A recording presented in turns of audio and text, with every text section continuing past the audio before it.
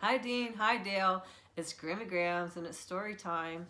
And we're going to say hi to the rest of the children. Hi Leah, Skylar, Haley, Angel, Brandy, Candace, Corey, and Curtis. So, we're going to do Smokey the Bear. It's a golden book. Haven't read these in a while. This is one of Christine's favorites. She's my daughter. I have a son and a daughter. Roderick's my son. He's the one that video records for me. It was a bright May morning in the mountain forest of New Mexico. Bear Cub followed his mother out into the sunshine. He sniffed the hot, dry, pine-smelling air.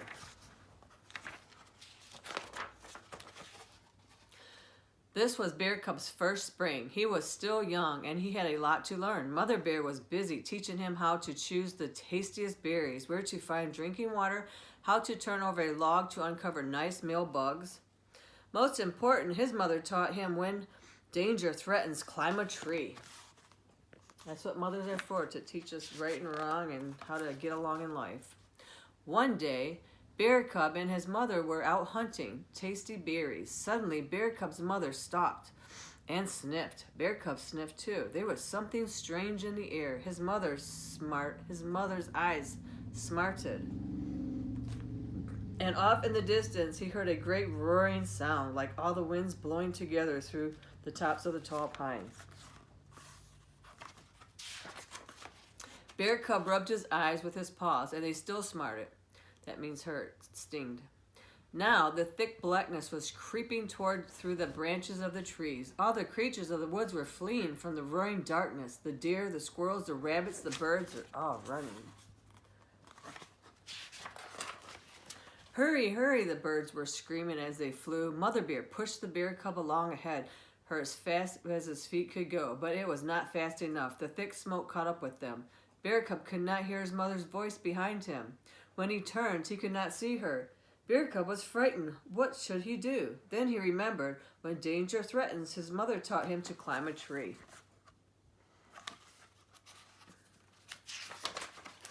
So up the pine tree Bear Cub went. Around him, forest fire roared and crackled. Flames licked at Bear Cub's shaggy fur and singed his tender paws, but he closed his eyes and just hung on. When he opened his eyes again, after a while, he could scarcely believe what he saw. Instead of the cool green shady woods, all around him stood hundreds of ugly blackened sticks and trails of smoke still curling from them. Suddenly he heard a friendly voice.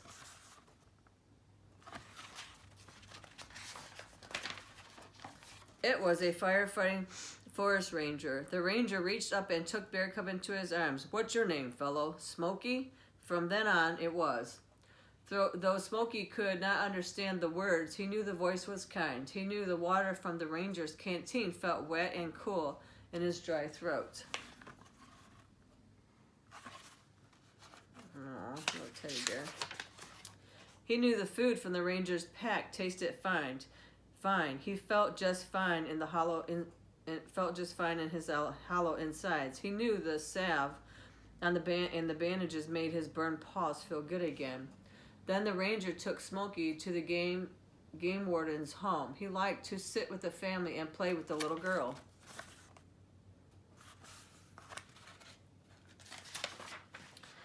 "I wished every boy and girl could meet Smokey," said the state game warden. "He'd teach them how extra important it is to be careful of fires in the woods."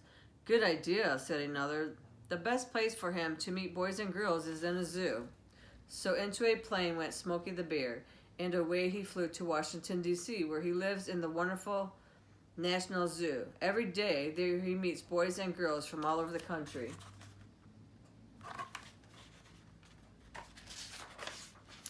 Prevent forest fires. Follow Smokey's rules. He likes to have them learn and follow his easy rules to help prevent terrible forest fires like the one that destroyed his home.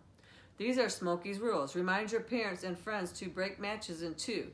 When they can hold the burned end between one's fingers, no fire is left. Crush out smokes and use an ashtray.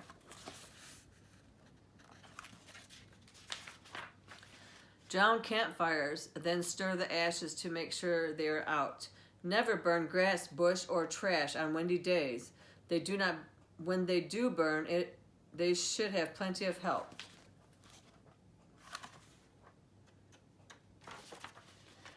Please help your friend Smokey to prevent forest fires. Remember his rules and help others to remember them too. The end. I love you, Dean. I love you, Dale. Grammy Grams. Talk to you soon.